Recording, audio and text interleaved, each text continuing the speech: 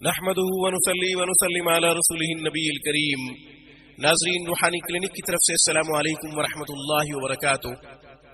ناظرین، آج کی گفتگو میں غربت کے خاتمے کے لیے، تنگ دستی سے نجات کے لیے، فقر و فاقہ سے بچنے کے لیے، رزق کی فراخی کے لیے ایک خوبصورت عمل آپ کی خدمت میں پیش کرنے کی سعادت حاصل کرتے ہیں۔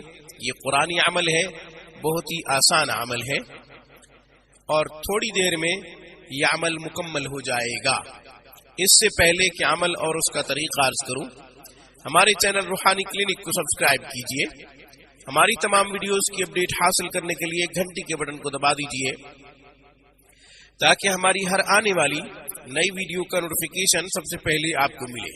آج کا ہمارا عمل غربت کے خاتمے کے لیے ہے، تنگ دستی سے نجات کے لیے ہے، فقر و فاقہ ختم کرنے کے لیے، رزق کی فراخی کے لیے ہے۔ آپ چاہتے ہیں کہ کبھی بھی فقر و فاقہ کی نوبت پیش نہ آئے، تنگ دستی سے ہمیشہ کے لیے نجات ملے، رزق فراخ ہو، غربت دور دور تک اس کا نام و نشان تک نہ رہے، تو آپ ایک آسان سا عمل کیجئے، روزانہ کی بنیاد پہ کیجئے، انشاءاللہ خوب فائدہ ہوگا۔ سورہ مزمل شریف، سورہ مزمل شریف کو ایک دفعہ پڑھیں، مغرب کے بعد پڑھیں، عشاء کے بعد پڑھیں یا پھر فجر کی نماز کے بعد پڑھیں۔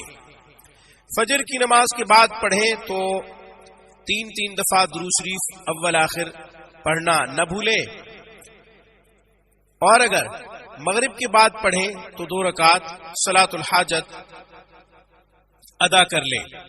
عشاء کے بعد پڑھیں تو بھی 2 رکعت نفل صلاۃ الحاجت ادا کر لیں۔ اس کے بعد 3 دفعہ درود شریف پڑھیں، پھر سورۃ مزمل شریف کو 1 دفعہ پڑھ لیں، پھر 3 دفعہ درود شریف پڑھیں۔ سورۃ مزمل شریف کے ساتھ ساتھ سورہ واقعہ کبھی بھی نہ بھولیں، اسے لازمی پڑھا کریں، مغرب کے بعد یا پھر عشاء کے بعد پڑھا کریں۔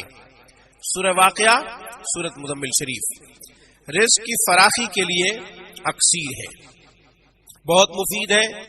سورہ واقعہ کا پڑھنا تو سنت ہے، حضور نبی کریم صلی اللہ علیہ وسلم نے سورہ واقعہ کی امت کو خوب تلقین کی ہے۔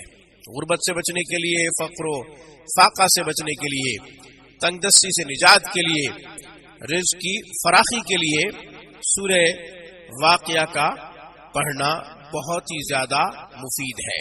آج کی گفتگو میں بس اتنا ہی۔ السلام علیکم ورحمۃ اللہ وبرکاتہ۔ Thanks for watching my video. اللہ حافظ، اللہ نگہبان۔